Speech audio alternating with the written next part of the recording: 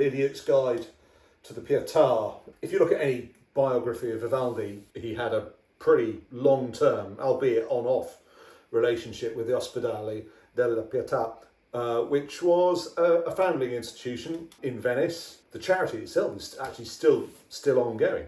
Contrary to popular opinion, it wasn't an orphanage. Everybody says, oh, it was an orphanage. It wasn't.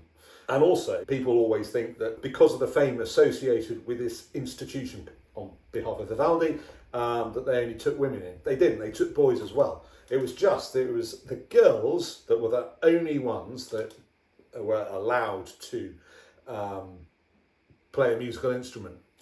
But again, contrary to popular opinion, the people that were actually performing these concerts, the music of Vivaldi, etc., etc., they weren't girls. The girls were busy sort of learning how to play the violin, the mandolin, the cello, the viola, the harpsichord, the organ, etc. They were sort of learning, whilst it was the women who generally gave the concerts. So these concerts that were famous Europe-wide, held at the Pietà, with Vivaldi possibly directing, or certainly having written some of the music maybe, they weren't going to see little girls playing the violin or whatever.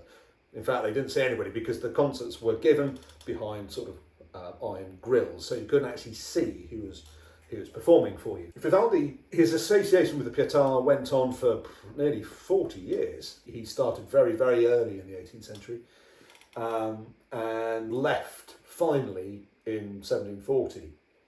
So it was quite a long term. And sometimes, when he was out of Venice, he actually supplied concertos at the rate of X number of concertos a month that he would post to the Pietà, though they stipulated that he had to pay the postage himself. One of the remarkable things, particularly as an Italian composer, if you look at Vivaldi's output, is the rich instrumentation that he'll sometimes use.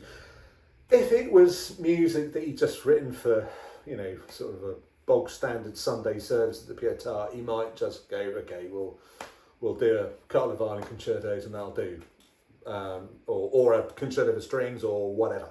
But for special occasions, he delved into the Pietà's sort of store cupboard of goodies, and where they had flutes, recorders, chalumeau, which is sort of early clarinet. They had clarinets as well. Juditha Triumphans, the Vivaldi's sole surviving oratorio, actually has parts for both chalumeau and clarinet.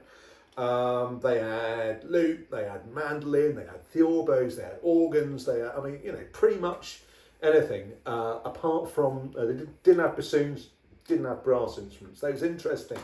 If you look at Juditha Triumphans, this oratorio again, that they actually, they must have got special dispensation in order to bring a couple of trumpeters and a timpanist in for that performance. As far as we know, they certainly no trumpeters at the Pietà. There was one visitor that came that remarked of the women of the Pietà that in short there was no instrument large enough to frighten them.